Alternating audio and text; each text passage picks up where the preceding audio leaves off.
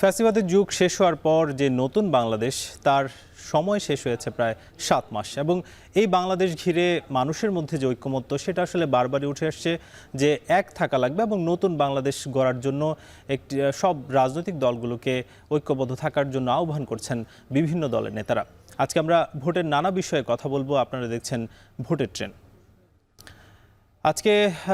আজকে আমরা কথা বলবো যে সারাদিন ভোটের আলোচনা কি ছিল মাঠে সেসব বিষয় নিয়ে কথা বলবো এবং বিভিন্ন রাজনৈতিক দলগুলো কিন্তু আজকে কথা বলেছেন এবং আজকে বিএনপির অন্যতম নেতা তারেক রহমান তিনি বলেছেন যে সংস্কার এবং নির্বাচনকে মুখোমুখি দাঁড় করানো হয়েছে এবং জামায়াতের নেতা মিয়া গোলাম পরোয়ার তিনি জামাতের সেক্রেটারি বলেছেন বর্তমান সরকার নির্বাচনের দিকে এগিয়ে যাচ্ছে এবং তবে নির্বাচনকে বানচাল করার নানা ষড়যন্ত্র চলছে বলে তিনি দেখতে পাচ্ছেন। এবং নতুন যে দল জাতীয় নাগরিক পার্টি দলটির সদস্য সচিব আক্তার হোসেন বলেছেন আওয়ামী লীগের নাম মার্কা নিয়ে যাতে ভবিষ্যতে কেউ নির্বাচনে অংশ নিতে না পারে সে ব্যবস্থা সরকারকে করতে হবে এবং নাগরিক পার্টির জাতীয় নাগরিক দলের অন্যতম নেতা মাহমুদুর রহমান মান্না তিনি বলেছেন যত তাড়াতাড়ি নির্বাচন দেওয়া যাবে ততই দেশের মঙ্গল। আজকে আমরা এসব বিষয় নিয়ে কথা বলবো। আমাদের সঙ্গে একজন অতিথিও যুক্ত হয়েছেন। আমাদের সঙ্গে যুক্ত আছেন জাতীয় নাগরিক পার্টির যুগ্ম সদস্য সচিব জয়নাল আবেদিন শিশির, যুক্ত হচ্ছি তার সঙ্গে। জয়নাল আবেদিন শিশির, ভোটের ট্রেনে আপনাকে স্বাগত। আমরা শুরুতে আপনাদের কাছে জানতে চাই, যেমন কিছুদিন আগেই বেশ কয়েক মাস আগে যিনি আপনাদের একীভূত হয়ে আন্দোলন করেছেন এবং তিনি একজন উপদেষ্টাও আসিফ মাহমুদ, তিনি বলেছেন যে যারা আসলে আওয়ামী লীগের এই যে গণহত্যার সঙ্গে জড়িত না তারা ইচ্ছে করলে নির্বাচনে আসতে পারবে এবং মাসখানেক পরে এখন বলা হচ্ছে যে আওয়ামী লীগ নিষিদ্ধ আসলে আপনারা চান। কি বলবেন, আপনারা কোনটা চান আসলে, আওয়ামী লীগ নিষিদ্ধ নাকি যারা আসলে গণহত্যার সঙ্গে জড়িত তাদের নিষেধাজ্ঞা? আচ্ছা, আপনাকেও স্বাগত। আপনার মাধ্যমে এখন টেলিভিশন সকল দর্শককেও স্বাগত। প্রথমত হচ্ছে আমাদের বক্তব্য আমরা দলীয়ভাবে গতকালই স্পষ্ট করেছি, আজকেও আমাদের সদস্য সচিব শাহবাগ একটি সমাবেশে স্পষ্ট করেছেন। আমরা প্রথমত হচ্ছে গণহত্যাকারী শিশু হত্যাকারী দল হিসাবে আওয়ামী লীগের বিচার চাই, বিচারের মাধ্যমে আওয়ামী লীগকে নিষিদ্ধকরণ চাই। এখন নিষিদ্ধকরণের জন্য যে বিচার প্রক্রিয়া সেটা তো অনেক দিন, তার আগে আমরা আওয়ামী লীগ তাহলে কীভাবে আওয়ামী লীগকে কী দেখতে চাই সেটা হচ্ছে আমরা একদম স্পষ্ট বলেছি। প্রথমত হচ্ছে রাজনৈতিকভাবে এবং সাংগঠনিকভাবে আওয়ামী লীগের কার্যক্রমের উপর নিষেধাজ্ঞা দিতে হবে। দ্বিতীয়ত হচ্ছে আওয়ামী লীগের নিবন্ধন বাতিল করতে হবে। এই সবগুলো বিষয় করার পরে তারপর গিয়ে বিচারিক প্রক্রিয়ায় আদালতের মাধ্যমে আওয়ামী লীগকে নিষিদ্ধ করতে হবে। আপনাকে বুঝতে হবে আওয়ামী লীগ কেন বাংলাদেশে নিষিদ্ধ হওয়া প্রয়োজন। পৃথিবীতে কোনো এরকম স্বৈরাচারী শক্তি, ফেসিবাদী শক্তি তাদের পতনের পরে তারা রাজনৈতিক অধিকার হারায়।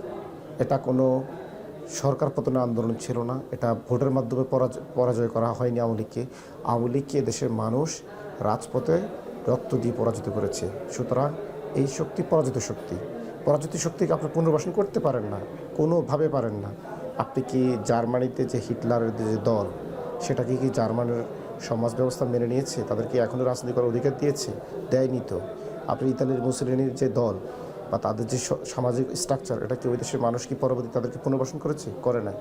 সুতরাং আমাদেরও বক্তব্য স্পষ্ট, যারা এরকম ফেসিস্ট স্বৈরাচার তাদের কি পুনর্বাসন তো কোনো রাস্তাই নাই। যারা এই ধরনের চিন্তা করে বা এই ধরনের কুটো চিন্তা করে তাদেরকে সব সাবধান হওয়ার সময় এসেছে। আমি মনে করি তারা তাদের বিপদটা ডেকে এনেছে, তারা প্রাতিষ্ঠানিকভাবে তাদের বিপদ ডেকে এনেছে এবং তারা একটা বিশাল জনগোষ্ঠীর বিরুদ্ধে, বিশেষ করে বাংলাদেশের বলা যেতে পারে বাংলাদেশের প্রায় সকল জনগোষ্ঠীর বিরুদ্ধে তারা তাদের অবস্থান ব্যক্ত করেছে। বাংলাদেশের কোনো জনগণ তো আওয়ামী লীগকে চায় না। আপনি বিগত 7 মাসে কি আওয়ামী লীগের পক্ষে কোনো জনগণকে দেখেছেন রাস্তায় বড় ধরনের কোনো মোবিলাইজেশন করতে? একটা বিষয়, এই যে আওয়ামী লীগের তো প্রায় 30 থেকে 40% বলা হচ্ছে তাদের সমর্থক বা ভোটার রয়েছেন। তারা আসলে তাহলে কোন দিকে যাবে যদি দলটি নিষিদ্ধ হয়? একদম একটি ভালো প্রশ্ন করেছেন। এই জায়গাটা একটা শুভঙ্করের ফাঁকি রয়েছে। আওয়ামী লীগের পক্ষে যারা সফট কর্নার বা আওয়ামী লীগের পক্ষে যারা পচা বুদ্ধিজীবী, এই ধরনের আরও কিছু এনজিও কর্মী বা কিছু বাম সংগঠন তাদের কিছু বয়ান তৈরি করছে আওয়ামী লীগের 30% 35% ভোট জনসমর্থন রয়েছে। আচ্ছা, আওয়ামী লীগের যদি 30% জনসমর্থনে থাকতো, আওয়ামী লীগ তো নির্বাচনে জিততো। বাংলাদেশের তো 35% ভোট পেয়েও কি নির্বাচনে জিততে পারতো। আওয়ামী লীগের এই জনসমর্থন নাই বিধেই তো 2014 সালে আওয়ামী লীগ মানে একতরফা নির্বাচন করলো, 2018 সালে মিডনাইট ইলেকশন করলো, 2024 সালে গিয়ে ওরা আমি এবং ডামি নির্বাচন করলো। আওয়ামী লীগের বাংলাদেশের প্রকৃত অর্থেই বাংলাদেশের আওয়ামী লীগের 2% সমর্থন নাই। কীভাবে না আমি বলি, 2014 সালে যে নির্বাচনের কিন্তু শিশির, আপনি একটু জানবেন যে 96 সালেও তো আসলে আওয়ামী লীগ ভোটের মাধ্যমে জিতেছে এবং 2008 সালেও তো আসলে ভোটের মাধ্যমে তারা ক্ষমতায় এসেছে। তাহলে তাদের জনসমর্থন নিয়ে আসলে কি প্রশ্ন থাকার কথা? 100% তাদের জনসমর্থন তারা হারাইছে। কীভাবে হারাইছে আমি দেখি আপনাদের। 2008 সালে জনসমর্থন ছিল, সেই জনসমর্থন 2014 সালে গিয়ে 5% হয়েছে ওদের হিসাবে 5% হয়েছে। বিভিন্ন গণমাধ্যমে ডকুমেন্টেশন আছে, সব জায়গায় আছে। তো 2014 সালে যদি ওদের ভোটের হিসাবে ওরা 5% ভোট পেয়ে থাকে, এত অপকর্মের পরে 2024 সালে এসে আবার ওদের 35% জনসমর্থন কি বাড়লো নাকি? এটা তো অবশ্যই কমার কথা। আমার তো মনে হয় এটা 1% 2% আছে কিনা সেটা নিয়ে একটা গবেষণা হওয়া উচিত। আওয়ামী লীগের জনসমর্থন 2014 সালের পরে কীভাবে বাড়ে? কোনো মতে বাড়ে নাই, বরং কমছে। এরা যারা এখন বলে আওয়ামী লীগের 30% জনসমর্থন, 35% জনসমর্থন, এরা মতলব বাস বা কারো এজেন্ডা বাস্তবায়ন করার জন্য এরা এই সমস্ত কথাবার্তা বলে। কই ওই 30% জনসমর্থন রাস্তায় আসুক ভোটের দাবিতে, হ্যাঁ আমরা তো আওয়ামী লীগের জনসমর্থন, কই আমরা তো 7 মাসে দেখিনি। তাহলে এই ধরনের বয়ান করতে আসলো মিথ্যাচার, ইন্ডিয়ান প্রপাগান্ডা, এগুলো সরাসরি ইন্ডিয়ান প্রপাগান্ডা। আর আওয়ামী লীগ তো কোনো রাজনৈতিক দল না, এটা তো হচ্ছে ইন্ডিয়ান বাংলাদেশে একটা ভারতীয় শাখা। এটা বলতে পারেন যে ভারতের আরএসএস, যে জঙ্গিবাদী আরএসএস যেরকম বিজেপি তাদের একটা রাজনৈতিক শাখা, ঠিক জঙ্গিবাদী আরএসএসের বাংলাদেশ রাজনৈতিক শাখা হচ্ছে আওয়ামী লীগ। সুতরাং এদের কোনো বয়ানে আমরা বিশ্বাস করি না। একটা বিষয় আসলে সংস্কার এবং নির্বাচনকে মুখোমুখি দাঁড় করানো হচ্ছে বলে বলা হচ্ছে। যেমন আজকে বিএনপির নেতা তারেক রহমান তিনিও বলেছেন। আপনারা কি আসলে বিষয়টা কিভাবে দেখেন যে সংস্কার এবং নির্বাচন কি আসলে মুখোমুখি দাঁড়িয়েছে? এই বিষয়টা আপনার সঙ্গে প্রশ্ন করতে আসবো, তবে ভোটের ট্রেন্ডে নিব ছোট্ট একটা বিরতি, ফিরবো কিছুক্ষণ পর।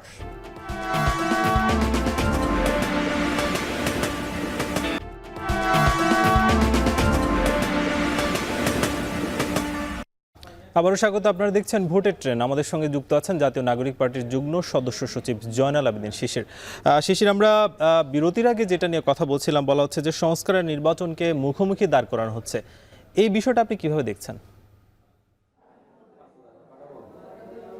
হ্যাঁ, প্রথমত হচ্ছে বিএনপির ভারপ্রাপ্ত চেয়ারম্যান জনাব তারেক রহমান যে জিনিসটি আশঙ্কা করলেন এবং আমরা জিনিসটিকে অন্যভাবে ব্যাখ্যা করি। আমরা প্রথমত মানে একদম স্পষ্ট বলতে চাই, আমাদের দলের আহ্বায়ক নাহিদ ইসলাম গতকালকে সরাসরি আওয়ামী লীগের নিষিদ্ধের দাবি করেছেন, বিচার দাবি করেছেন। আমরা বিএনপির ভারপ্রাপ্ত চেয়ারম্যান তারেক রহমানের মুখ থেকেও এরকম সরাসরি আওয়ামী লীগ নিষিদ্ধের দাবি শুনতে চাই এবং বেগম জিয়া, আমাদের সকলের সম্মানিত বেগম জিয়ার মুখ থেকেও আমরা এই দাবিটি শুনতে চাই। আমাদের কাছে কেন জানি সন্দেহ হচ্ছে ওনারা কোথাও কোনো একটা জিনিস লুকাচ্ছেন। ওনারা সরাসরি দাবি করছেন না আওয়ামী লীগ নিষিদ্ধ, ঘুরিয়ে পিছিয়ে কথা বলছেন। কেন জানি এটার মধ্যে একটা ধোঁয়াশা সৃষ্টি করে রেখেছেন। বলছেন জনগণ সিদ্ধান্ত নেবে, জনগণ তো সিদ্ধান্ত নিয়েছে, তারপর আবার কেন জনগণ সিদ্ধান্ত নেবে? ওনাদেরকে স্পষ্ট করতে হবে আসলে ওনাদের স্ট্যান্ডটা কী, দলীয় স্ট্যান্ডটা কী।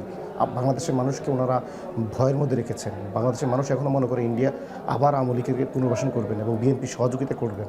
এটা তো বাংলাদেশের মানুষকে এভাবে বিএনপি কষ্ট দিতে পারে না, বাংলাদেশের মানুষকে এভাবে ভয়ের মধ্যে রাখতে পারে না। বিএনপি অবশ্যই, বিএনপির যে সিগনেটারি আছেন যে জনাব তারেক রহমান, বেগম খালেদা জিয়া এবং বিএনপি মহাসচিব মির্জা ফখরুল ইসলাম আলমগীর সরাসরি ওনাদেরকে দলীয়ভাবে আওয়ামী লীগের নিষিদ্ধের ব্যাপারটাকে স্পষ্ট করতে হবে। ওনারা নিষিদ্ধ চান কি চান না, একদম স্পষ্ট, এখানে গ্যাপ রাখা যাবে না। দ্বিতীয়ত হচ্ছে সংস্কার এবং নির্বাচনে কখনো বাধা না। কীভাবে বাধা না? আমরা স্পষ্ট বলেছি, আমাদের সংস্কার বলতে সবচেয়ে বাংলাদেশে বড় সংস্কার হচ্ছে আওয়ামী লীগকে নিষিদ্ধ করা, রাষ্ট্রপতি চুপুর অপসারণ, সেকেন্ড রিপাবলিক ঘোষণা করা এবং গণপরিষদ নির্বাচন এবং জাতীয় নির্বাচন একসাথে করা।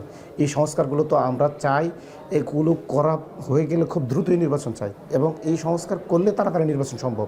এই সংস্কার না করলে তো তাড়াতাড়ি নির্বাচন সম্ভব না। আপনি যদি নির্বাচন তাড়াতাড়ি চান তাহলে আপনি সংস্কার কেন দেরিতে চান? এই সংস্কার এটা তো ন্যূনতম সংস্কার। সংস্কার যদি নির্দিষ্ট সময়ের মধ্যে শেষ না হয় তাহলে ওই যে সময়টা ঘোষণা করা হয়েছে সেই সময়ের মধ্যেই আসলে কি নির্বাচন আপনারা চান? আপনার আওয়ামী লীগের বিচার করতে আপনার এতদিন লাগে না। আওয়ামী লীগের বিচার এবং যে আওয়ামী লীগের নিষিদ্ধকরণ, যেটা আদালতের মাধ্যমে বিচার, এই জিনিসটা তো এতদিন লাগার কথা না। এটা তো বিএনপি গড়িমসি করার কারণে কোথাও বিএনপির মানে আমি জানি না বিএনপি অন্য কোথাও কোনো শত্রু মিত্রের সাথে কোনো কথা দিয়ে রেখেছেন কিনা যে আওয়ামী লীগের নিষিদ্ধের ব্যাপারে তারা স্ট্যান্ড নেবেন না। বিএনপি এই জিনিসটা স্ট্যান্ড নিলে বাংলাদেশের মানুষ নির্বাচনের মোড়ে চলে যেত। বাংলাদেশের মানুষ তো নির্বাচনের মোড়ে নাই, বাংলাদেশের মানুষ এখন আওয়ামী লীগের বিচারের মোড়ে, আওয়ামী লীগ নিষিদ্ধের মোড়ে আছেন। তাদের পালস বুঝতে হবে আপনাকে। বাংলাদেশের মানুষকে যখন আপনি একটা বিচার শেষ, সংস্কার শেষ, মানুষ নির্বাচন ছাড়া আর তার কোনো কাজে নেই। বিএনপিকে যদি দ্রুতই নির্বাচন চাই এবং আমরা যত দ্রুত নির্বাচনটা যেটা চাচ্ছি, বিএনপিকে যদি আসলে বিএনপি দ্রুত নির্বাচন চায় তাহলে বিএনপিকে অবশ্যই আওয়ামী লীগ নিষিদ্ধ, সেকেন্ড রিপাবলিক ঘোষণা এবং গণপরিষদ নির্বাচনের বিষয়গুলোকে এটা সংস্কার হিসেবে মেনে তাড়াতাড়ি ওনাদেরকে ঐক্যমতে আসতে হবে। না হলে বাংলাদেশে তো আসলে আমরা মনে করবো যে আওয়ামী লীগ নিষিদ্ধ চায় না, গণপরিষদ নির্বাচন চায় না, তার মানে নির্বাচনটা বিএনপি পিছাতে যাচ্ছে। বিএনপি আপনার কি মনে হচ্ছে, যেমন এনসিপির পক্ষ থেকে বলা হচ্ছে যে আওয়ামী লীগ নিষিদ্ধের ব্যাপারে, আপনার কি মনে হয় যে বিএনপি আসলে আওয়ামী লীগ নিষিদ্ধ চাচ্ছে? কি মনে হয়? বিএনপি যদি আওয়ামী লীগ নিষিদ্ধ চাইতো প্রথম 1 মাসের মধ্যে আওয়ামী লীগ নিষিদ্ধ হতো। বিএনপি আওয়ামী লীগ নিষিদ্ধ চায় না, গণপরিষদ নির্বাচন চায় না, এর জন্য নির্বাচনটা বারবার পিছাচ্ছে। এই যে নির্বাচনটা, আমি মনে করি নির্বাচনটা আরও অনেক আগে হওয়ার দরকার ছিল। যদি বিএনপি আওয়ামী লীগ নিষিদ্ধ এবং গণপরিষদ নির্বাচন যদি বিএনপি ঐক্যমত আসতো, বিএনপি যে সময়টা দাবি করছে তার থেকেও আগে নির্বাচন সম্ভব ছিল। এখন বিএনপি আওয়ামী লীগের নিষিদ্ধের ব্যাপারে যতই গড়িমসি করবে, গণপরিষদ নির্বাচনের ব্যাপারে যতই গড়িমসি করবে, নির্বাচন ততই পিছাবে। তার মানে এটা দায়টা বিএনপির চায়না বিদায় নির্বাচনটা আগে হচ্ছে না। কিন্তু একটা বিষয় তো স্পষ্ট যে আইন শৃঙ্খলা যে পরিস্থিতি, সেটা গত জুলাই আগস্টের পরে খুব যে উন্নয়ন হয়েছে সেটা আসলে দেখা যাচ্ছে না। ফলে আপনার কি মনে হয় যে রাজনৈতিক সরকার কি দ্রুত দরকার কিনা? আমি আপনাকে একটা স্পষ্ট করে বলি, পৃথিবীতে এই ধরনের স্বৈরাচার পতনের পরে যতগুলো রাষ্ট্রের সরকার এসেছে, আপনি যদি বলেন ফরাসি বিপ্লবের পরে, রুশ বিপ্লবের পরে, কিউবা বিপ্লবের পরে, লিবিয়া বিপ্লবের পরে, ইরান বিপ্লবের পরে, বাংলাদেশের মতো এত স্থিতিশীল জায়গা কোথাও ছিল না। অন্য সমাজ ব্যবস্থায় 10 বছর 12 বছর, কোথাও 40 বছর পর্যন্ত আনস্টেবল ছিল ওই সোসাইটি, ওই দেশের রাষ্ট্র ব্যবস্থা, সমাজ ব্যবস্থা। তার তুলনায় বাংলাদেশ অনেক স্থিতিশীল। আপনি বলতে পারেন যে এটা বিগত সময়ের তুলনায় অস্থিতিশীল, কিন্তু এত বড় একটা দুনিয়া কাঁপানো বিশাল বিপ্লবের পরে সকল কিছু ভেঙে তছনছ করে দিয়ে গেলেন শেখ হাসিনা। তারপরে একটা রাষ্ট্রের দায়িত্ব এইভাবে আপনি অন্য বিপ্লবের পরে রাষ্ট্রগুলোর সাথে কম্পেয়ার করতে হবে, অন্য মানে সময়ের সাথে কম্পেয়ার করলে হবে না। বিপ্লবের যারা এ ধরনের বিপ্লব করেছেন পৃথিবীতে দেশগুলো, তাদের সাথে কম্পেয়ার করতে হবে আপনাকে। আমি মনে করি এটা নিয়ে সমাজবিজ্ঞানীদের গবেষণা করা উচিত, বাংলাদেশ কেন এত বড় বিপ্লবের পর স্থিতিশীল। কতদিনের মধ্যে আপনারা আসলে নির্বাচনটা চান, কি মনে হয়? আমরা বিএনপির থেকেও দ্রুত নির্বাচন মানে দাবি করি। বিএনপি যত সময় চাচ্ছে তার থেকেও বেশি সময় দাবি করি। এই জন্য বিএনপিকে বলবো খুব দ্রুত ঘোষণা দিয়ে দেন আপনারা আওয়ামী লীগের নিষিদ্ধ চান, দলীয়ভাবে আওয়ামী লীগের নিষিদ্ধ চান, আওয়ামী লীগের বিচার চান, আপনারা গণপরিষদ নির্বাচন চান। বিএনপির থেকেও মিনিমাম আমরা বলবো যে গণপরিষদ নির্বাচনের জন্য আমরা কর্মসূচিতে যাচ্ছি, মানে আমরা নির্বাচনে যাচ্ছি, নির্বাচনের জন্য আমরা কর্মসূচিতে পর্যন্ত যাব। বিএনপি তো বলতেছে আমরা নির্বাচন পিছানোর জন্য বলতেছি, দেখবেন খুব দ্রুতই আমরা নির্বাচনের দাবিতে কর্মসূচি দিচ্ছি। কি আপনারা কি আসলে ডিসেম্বরের আগেই কি নির্বাচনটা চান? বিএনপি তো ডিসেম্বরেই চাচ্ছে। আমরা সরকারের যে কোনো সিদ্ধান্ত এবং জাতীয় ঐক্যমত যে কোনো সিদ্ধান্তকে সাধুবাদ জানাই। আমরা নির্দিষ্ট টাইম, আমরা তো একক দল বিষয়ে বলতে পারি না, তবে সরকার এবং অন্যান্য দল যেটাই চাইবো আমরা সে সাথে একমত। শুধু শর্ত হচ্ছে আওয়ামী লীগকে নিষিদ্ধের ব্যাপারে সবাই একমত হতে হবে, আর গণপরিষদ নির্বাচনের ব্যাপারে একমত হওয়া লাগবে। গণপরিষদ এবং জাতীয় সংসদ নির্বাচন একসাথে ব্যাপারে একমত হওয়া লাগবে।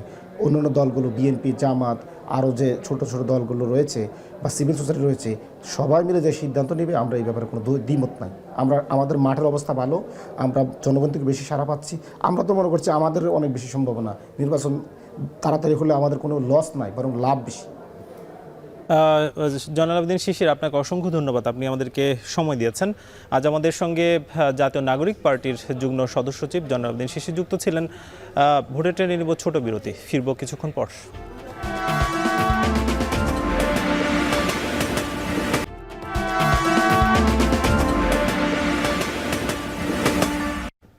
স্বাগত আরও একবার, আপনারা দেখছেন ভোটের ট্রেন। আমরা শুরুতেই কথা বলবো ভোলা 4 আসন নিয়ে। ভোলা 4 আসনে আজকে আসনটি সংসদীয় আসন 118 এবং মনপুরা এবং চরফেশন উপজেলা নিয়ে এই সীমানা গঠিত এবং এখানে মোট ভোটার রয়েছেন 4,53,683 জন এবং এখানে পুরুষ ভোটার 2,38,170 জন এবং নারী ভোটার 2,15,507 জন, যার মধ্যে তৃতীয় লিঙ্গের ভোটার আছেন 6 জন। আজকে নানা বিষয়ে কথা হলো ভোটের ট্রেনে এবং এনসিপির যিনি নেতা ছিলেন তিনি জানাচ্ছিলেন যে আওয়ামী লীগের নিষিদ্ধ আসলে তারা পুরোপুরি চান এবং বাকি যে দলগুলো আছে সেই দলগুলোকেও তারা এই দাবির পক্ষে একীভূত হওয়ার জন্য তারা আহ্বান করেছেন। আজকের ভোটের ট্রেন শেষ করব, আগামীকাল নতুন কোনো বিষয়ে আলোচনা হবে। শুভরাত্রি।